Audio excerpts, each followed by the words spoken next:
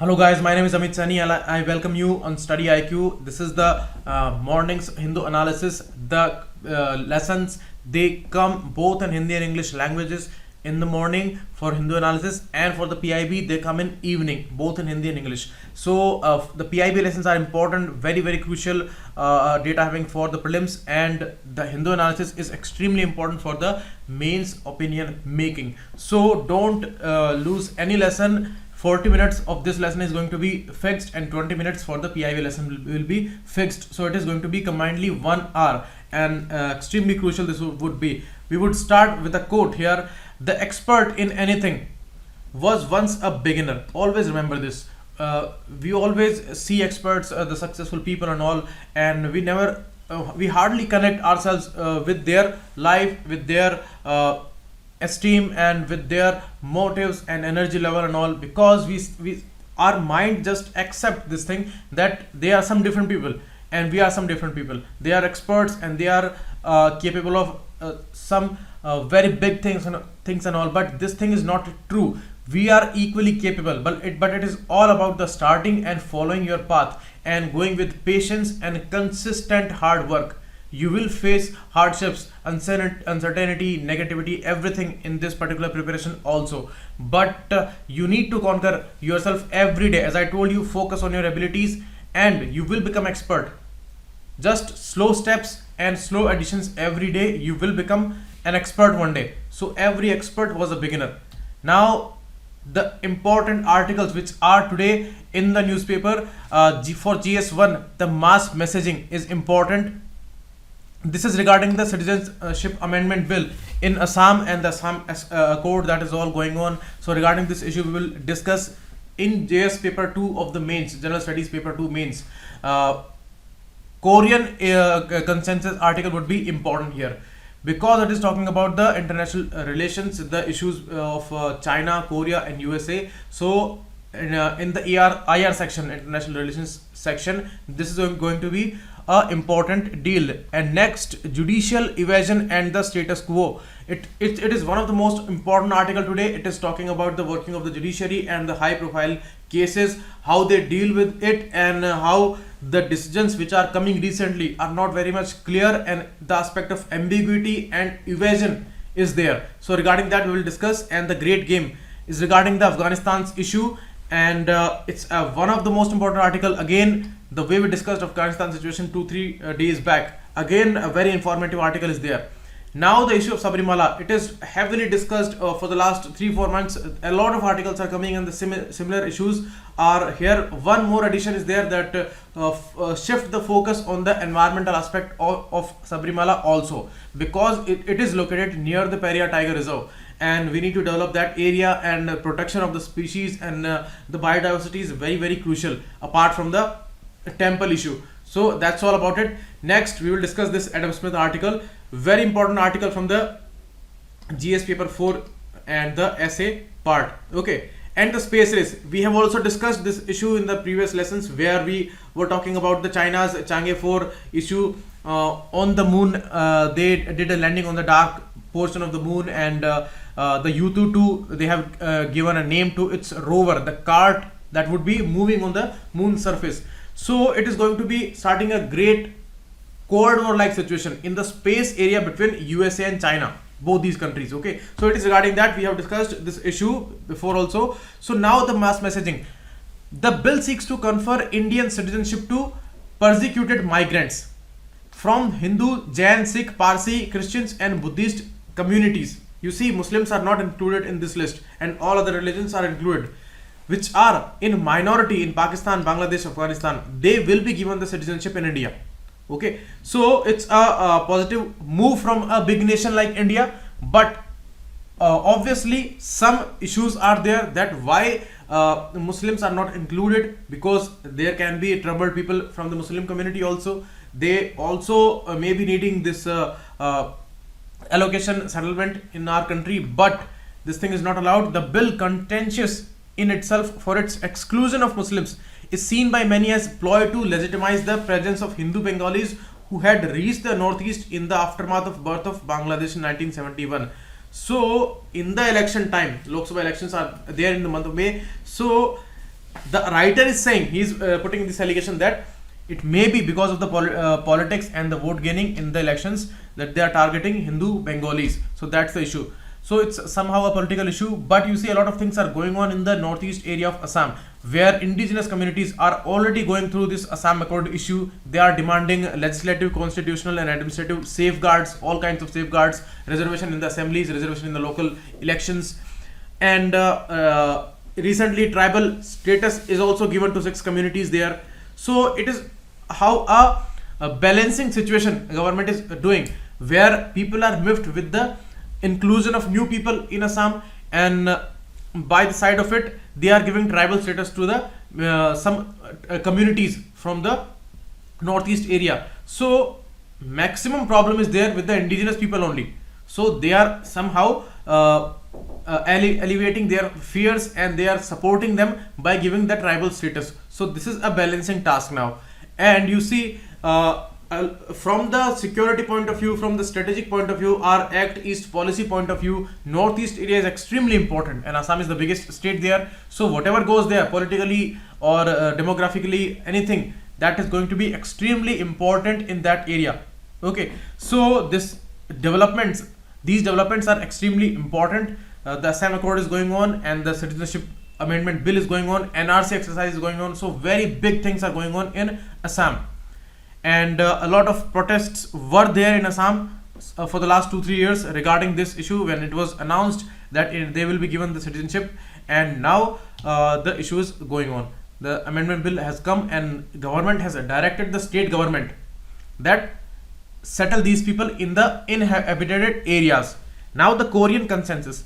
The visit to China of North Korean leader Kim Jong-un at the invitation of President Xi Jinping is significant for 2 distinct reasons. It's evidence of the continuing calm in the Korean peninsula, continuing calm after more than 75 years. It's a great situation where North Korea and South Korea, they both are coming together. You see, this is China, and this is Korean peninsula, and North Korea and South Korea. After 1953, they are coming together towards a good relationship, a friendship relationship. And the Kim Jong-un also crossed the border towards South Korea, and they met. A great meeting happened there. And you see the escalations which happened with America. There also a lot of ice melting happened. Okay, the thaw between Pyongyang and Washington, that also has happened. So anyhow, North Korea is becoming happy with these nations, and the situations internationally are improving a lot, and it is going to be a great development. It's a rare development in this world today, where all kinds of disruptions, trade disruptions, tariff wars and all these are going on. A rules based order is nowhere present in the world, and these kind of developments are very positive developments.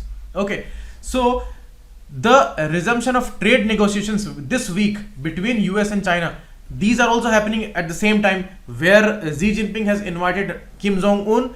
At the same time, US and China are going to be having a great meeting, where these trade wars and all, they will come to a halt positively, it is hoped. Okay, so expectations are that the dialogue between the regional neighbors could impact the trade dispute between the world's 2 largest economies, China and USA. These both are largest economies, and whatever disturbances, if they are there in the region, they may impact the trade situation. And internationally, whatever happens between China and USA, that affects the whole world, because their share in the world trade is huge. Now Xi is keen on securing sanctions relief for Kim. You see, Kim is a neighboring country, North Korea, and only one country is there for North Korea, that is China, where they are doing some trades and all these things, and otherwise it is a totally isolated country. Now the situations are changing. South Korea is also becoming a friend. So till now the situation is like this, that China is the most important country for North Korea for any kind of development. So that's why Kim is keen on securing sanction for Kim, and President Donald Trump will be equally eager that his peace deal continues to resonate in the region. So if this becomes possible, you see the escalations went up to that extent when Trump said in the UN Assembly that we will annihilate the country named North Korea from the world map. So from there, peace deals are happening, both leaders are meeting in Singapore. Last year they met, okay, and this great meeting happened, and all the escalations, they were solved, and North Korea was ready to give all the information to America regarding his nuclear programs and all. So now some pause is there. Obviously, all the information is not given to America, but now they are having a bilateral meeting. So these things are going to be solved. So these are the important developments in the Korean Peninsula, and are very, very important. You see, this is a meeting where the leader from North Korea, leader from South Korea is there, okay, and the most militarized zone of the world, okay, the North Korea and South Korea border, which are separated by 39-degree parallel, okay. So North Korea and South Korea, check this, I think this is 39 or 38, I don't remember exactly, but that is the latitude that is separating North Korea and South Korea, okay. So this is a heavily militarized zone, and now they are improving this situation. Even they are having a talk that we should convert this area into a peace park. So that is the biggest development that can ever happen in the Korean Peninsula, okay. So now this was the Singapore meetings pictures. Next article is regarding judicial evasion and the status quo. Why judicial evasion? You see the issue that happened in the Alok Verma case, where on October 26, 2018, a 3-judge bench of Supreme Court, which was headed by CJI, Chief Justice, they had a straightforward question of that was a legal question, whether the decision taken by the CVC, and that was the recommendation to the government, that sent Alok Verma on leave, and it was in 12 o'clock in the midnight, okay. So at that time, if that was legal or not, that was a straightforward question before this 3-judge bench. And you see, decision came just yesterday. That means it took 3 months, around 3 months it took, and this should not have been the time that was taken for this big high profile case that the writer is saying. He's saying that court was only about to interpret 3 instruments. One, the Delhi Special Police Establishment Act, which has clear norms regarding the 2-year tenure security for the CBI director, okay.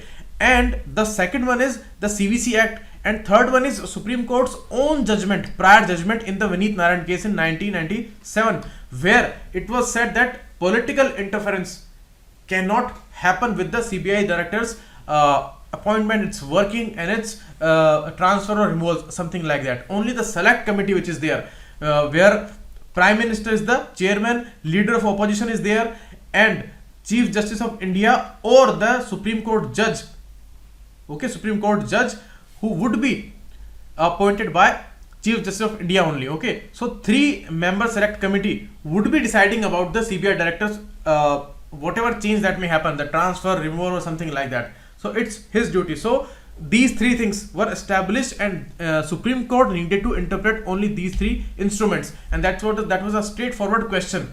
But you see, it took so much of time, and on 31st of January, Mr. Alok Verma would be retired, okay, this month only, 31st of January. So the allegation is there from the writer's side, that was this exercise done to circumvent some conditions where time is taken and the tenure is completed for Alok Verma. On 31st of January he would be retired, and for something he was stopped, and he could not perform that duty out of those divesting of power, okay. So the counsel for Mr. Verma argued that DSP Act made it clear that CBI director had a guaranteed 2-year tenure, so there is no confusion about that, and only the committee can act on the removal or transfer or something like that. But that was not done, and on the CVC's recommendation, government actually sent him on leave,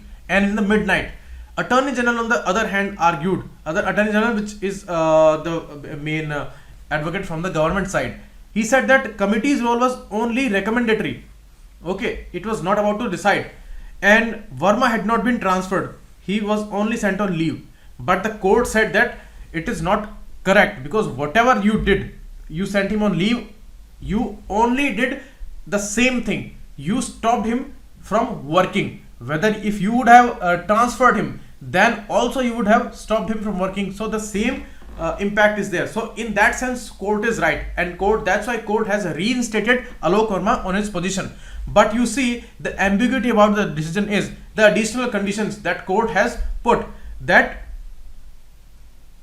till that time Alok Verma is not allowed to take any major decisions, policy decisions, till the time select committee is not sitting again and the select committee will decide about his future. So this is back to the square one condition. Why? Because it started from the interference from the political executive, and now the situation has come again towards a similar kind of situation where the committee would be deciding about the future, and 3 months are gone, his tenure is about to be completed. If he is reinstated in the last week, around last week of January, then there is no point that he could do something like that. So it is all about that. Now Supreme Court itself acknowledged what was at stake was a pure question of law. Okay, so it was a pure question of law, that was it legal or not.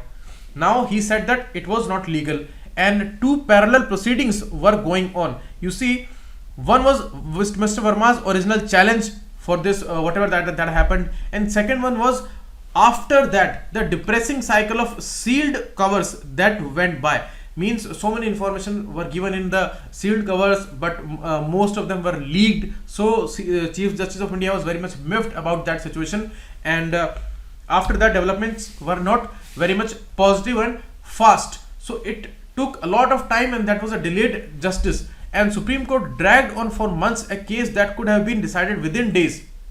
That's the situation, and now he is going to be a retired person in January, so there is no point reinstating him now. And now this is not the first time when court has taken this much time in a big case, and interpretation and the main verdict is also not very much clear.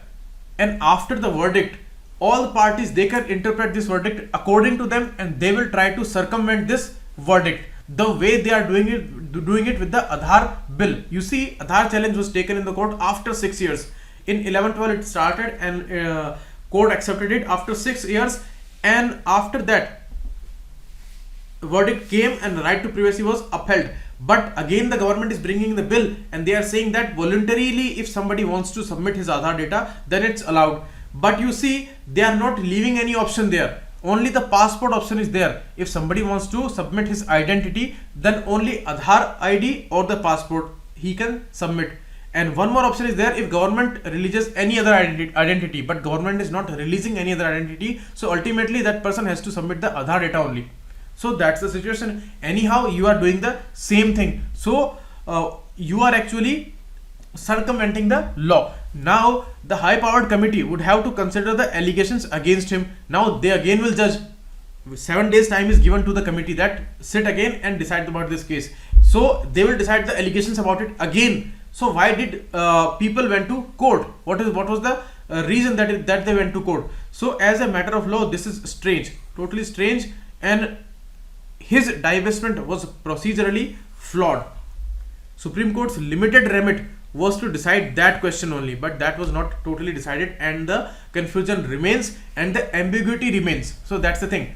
And to place fetters on his powers as the director, thus presumptively placing him under a cloud of suspicion. Now when the committee would decide about him again, and they will again evaluate the situation, the conditions that went by, and why he was divested of his powers and all, so what to do in the future. So it's all cloud of suspicion, and 31st January is the last date for him of working, so it's all gone for him now. So this case is totally a disappointing one from this Supreme Court side, and it amounts to the judicial evasion.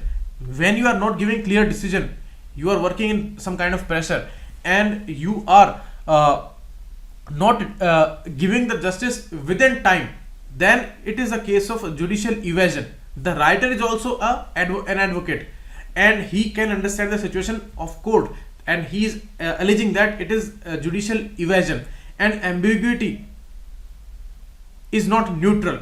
Okay, ambiguity should not be there. With ambiguity, there is no clarity in the verdict, and that doesn't amount to any kind of positive impact. Okay, so that's the thing.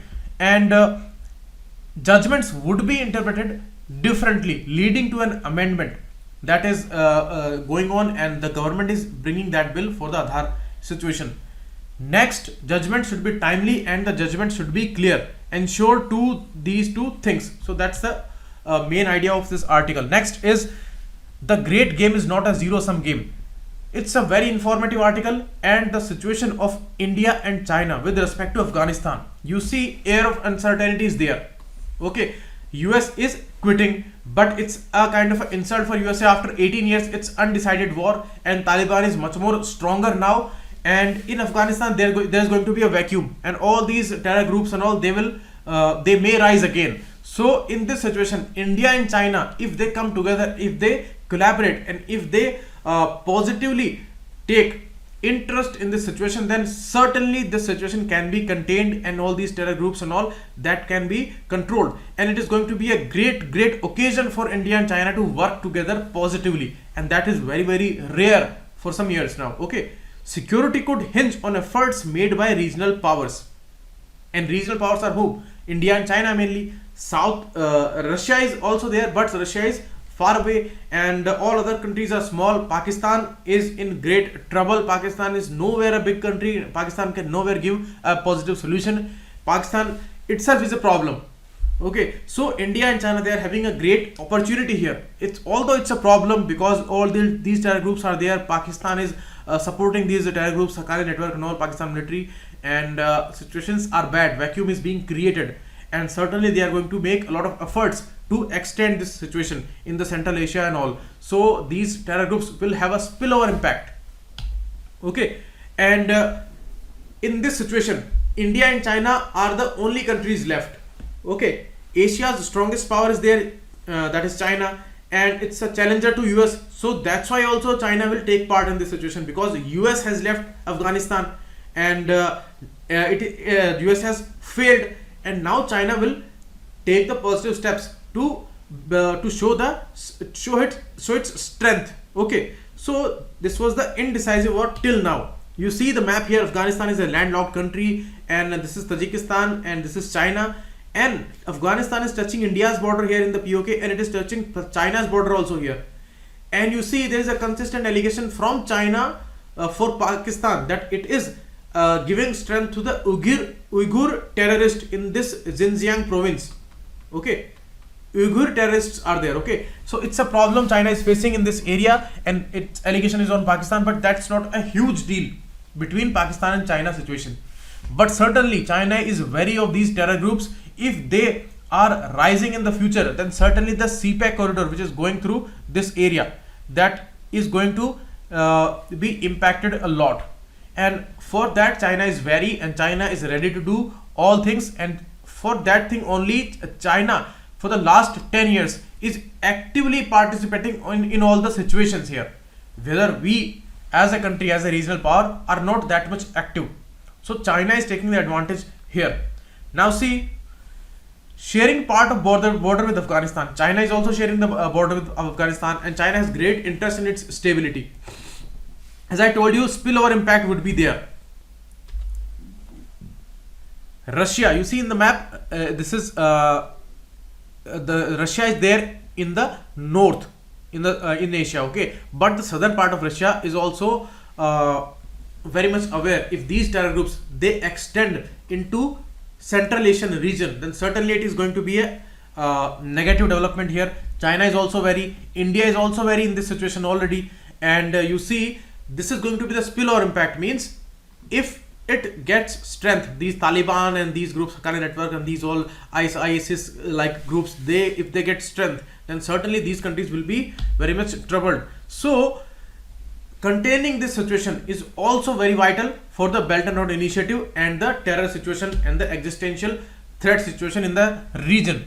And over the last decade, as I told you, China has been very much active, and Afghanistan's president was also very much interested when he decided to go to China after his election. The first visit was there for China, and it has joined the US and Russia. China has joined the US and Russia in several peace talks with the Taliban, which are going on, where Taliban is a great entity. Okay, and the talks are going on. China is also taking part. So US, Russia and China, three great countries, are tackling the situation with Taliban actively. India is not the party here, and part of China is also the part of 4-nation quadrilateral coordination group with Afghanistan, Pakistan and the US. So again, two big nations, US and China is there, and Afghanistan and Pakistan, two small countries are there. India is again absent. Okay, so it is giving military aid to Afghanistan with the express intent of fighting terrorism. So all these are active involvements of China in Afghanistan region. Despite the prevailing instability in Afghanistan, China has used diplomacy and finance in Afghanistan. It has invested in projects like mining, roads, railways, rail links. It has completed in 2016. Okay, you see the Heratan port is here. It is Heratan on the Oxus River. Okay, Oxus River is going like this, going into Aral Sea. So on the Oxus River, the Heratan port is there. Till here, China has built the rail link. So it is going to be a great transport boost in this area, and all these countries of Central Asia, they are happy with this move. Okay, and China's diplomacy has highlighted its contact with all parties to conflict and enhanced its status as a power broker. How? You see, it has given observer status to Afghanistan in SCO, Shanghai Cooperation Organization, and in the 18th SCO summit in China in 2018, Chinese President Jinping declared China's readiness to train 2,000 law enforcement officers for all the parties in the next 3 years. So this initiative was welcomed by Central Asian countries, and again India and China both, they are training diplomats of Afghanistan so that full membership is given to Afghanistan in SCO. Afghanistan is totally interested in joining the SCO. So that's the thing. And you see, concerned about Taliban and other terrorist groups becoming powerful in Afghanistan, all these countries, okay, they are also worried about the situation. Tajikistan, Uzbekistan, Kyrgyzstan, these are Central Asian countries. These are nearly 80 number, and these are very much sensitive countries, small countries. And the SCO's program for 2019 and 21. Here also terrorism was the main focus. Okay, dealing with Pakistan, how China is dealing with Pakistan. China, as I told you, the situation of Uyghur terrorists in the Xinjiang province, but that's not a big factor because CPEC is going through Pakistan. You see, CPEC is going through Pakistan, and Gwadar port it has developed, so it cannot take any kind of risk if the situations become worse with Pakistan. So China will be having a great loss in the CPEC area. These terror groups, they may pose a threat to the trade area. You see the condition here. This is Pak occupied Kashmir, and this is the Belt and Road Initiative. It's going on this Gwadar port. Okay, these are two arms. This is the western arm, this is the eastern arm. Okay, this is Karachi port and Gwadar port. So that's important. Next, since 11, China has continually blamed Pakistan for these terrorist activities, but Pakistan remained the largest recipient of Chinese imports, arms import.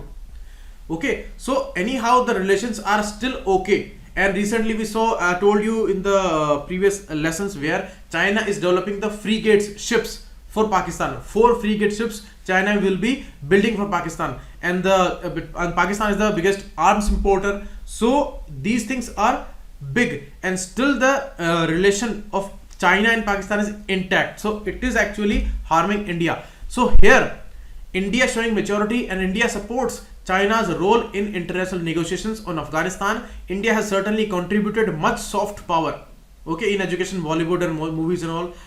They are developing ties, cultural ties with Afghanistan, and we are also having a lot of historical things with Pakistan, with Afghanistan. So that's a positive development for us.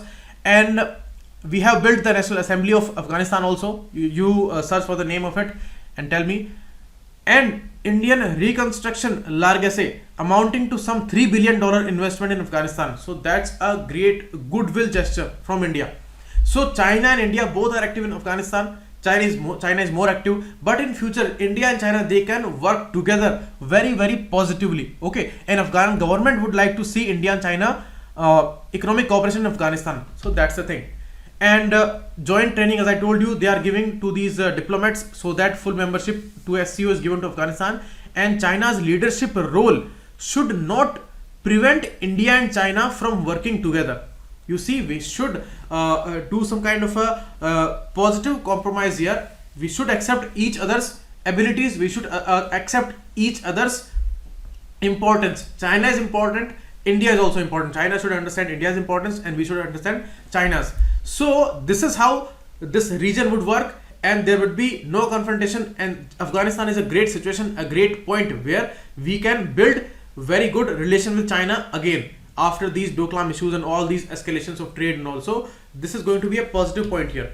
Next article is regarding the Adam Smith. Adam Smith was the main proponent of market economy way of dealing with the economies in any state. The other one is the state economy, where planning is there, and the countries like Soviet Union and India, they started after their independence this state economy issue way, and market economy was adopted by the Western countries, who actually did a lot of progress out of this idea. So Adam Smith was the main proponent of that idea. But you see that the person who was Adam Smith, who said that there is a invisible market hand, okay, and with the tool of demand and supply, it manages market automatically, it manages economy automatically. Although it got a setback in 1929 when Great Depression came in the world, and where countries accepted this thing that some government intervention is needed. But you see, overall this idea was really great for the Western world.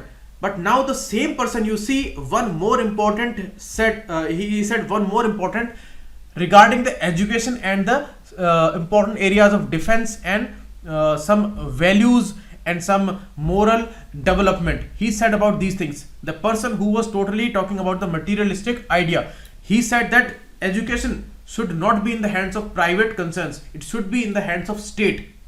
Smith called for the state to withdraw its monopolistic intervention, economy wise, trade wise. Okay, he gave the example of East India Company. He said that East India Company was the state mercantilism example, okay, where it was controlled by the UK state, and it was doing they were sending merchant to some other country. So externally or internally, in both ways, state should withdraw its monopolistic idea.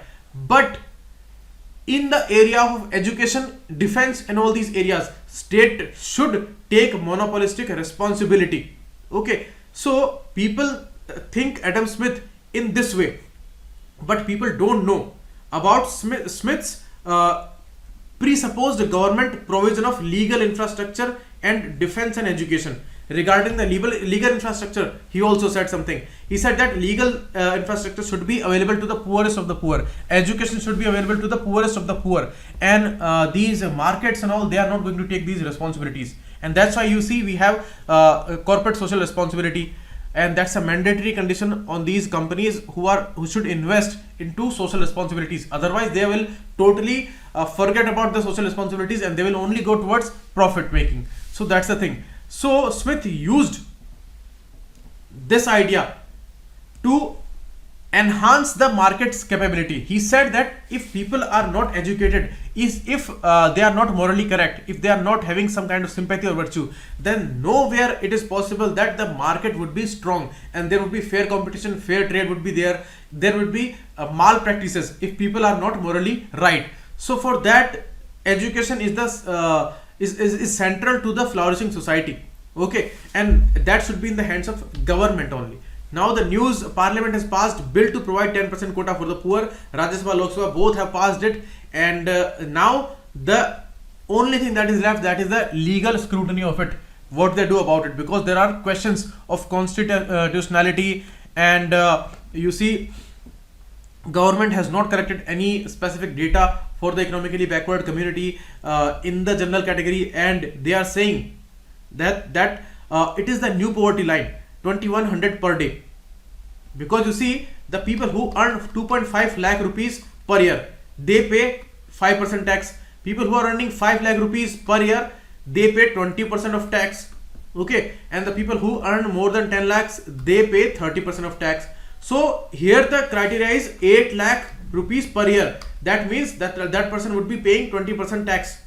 So how that person becomes economically poor, so poor that he wants reservation. That's the main idea given here by the people who are opposing this idea, they are saying that government is totally doing this on the political lines to gain votes in the Lok Sabha elections. Otherwise, this cap is totally wrong, and the idea would not be solved here, because real poor people are way below this limit. They are only earning 1, 2, 3 lakh per year. Okay, so they will not get the benefit of it. The people who are above this 3 lakh, 4 lakh limit and reaching up to 8 lakh limit, they will be taking the the benefit of this reservation. So that's the irony of it. Next, the Raisina dialogue is happening. Fourth one, this is the geopolitical and geoeconomic international platform summit that happens in India every year. Raisina dialogue. Raisina dialogue. Raisina Hills are there, where Rashtrapati Bhavan in New Delhi is located. It is built on Raisina Hills only, so that's why it is the name Raisina dialogue is given. And Observer Research Foundation plus Ministry of External Affairs, okay, the minister is here, they are organizing this event since 2016. Okay, 16 and 17, 18, 19, this is the fourth one. It's a very famous event that has become, and all the security experts, world leaders, scholars, academicians and all, they attend this summit and they talk about important issues. One more important, the leader from Iran, he said that West is declining, like the USA is out of its power now. In the near future, they all will be not that much capable, and we should develop a new front, a new regional forum, that is going to be the Gulf Area New Regional Forum. Okay, and we should develop this, and we are going to be the great future, and we will be discussing our regional issues here, and it is going to be a great platform, and our involvement would be very much practical here. West is dominating the world scenario till now, but now it is not going to be the same. Asian century is the 21st century, so that's the thing. Now Trump is all keen, he's insisting on a steel wall with Mexico. He will not stop before he builds this great wall between Mexico and USA. You see, it is the border, and the issue of illegal trafficking, the drug peddling and all, 90% heroin and all, they are coming from the Mexico, and the issues of overstay of the people who are coming here, and the issue of overpopulation in some areas, densities, and all regional issues, community issues, they are growing a lot. And America is on the path of protectionism and conservatism. You see, Trump is totally a conservative, idealistic person. So these things are going on. So these are the developments. Now the MCQs, try them, put their answer in the comment section, and very important questions these are from the prelims point of view, and from the mains point of view, these articles are very, very important. Daily you are practicing these things. Okay, after 1 month you will realize the importance of these daily discussions. The way I am giving you data, although I am taking 5-10 more minutes in every lesson, but this is going to be a huge benefit for you people, because there is no separate preparation for the mains answer writing or the opinion making or the ideas development. These articles are only going to help you in this situation. Okay, and this is the mains practice question. Try it, very important question this is. Thanks a lot, keep watching. It was Amit Sani. Any kind of issue you face, put that into comment section. Thanks.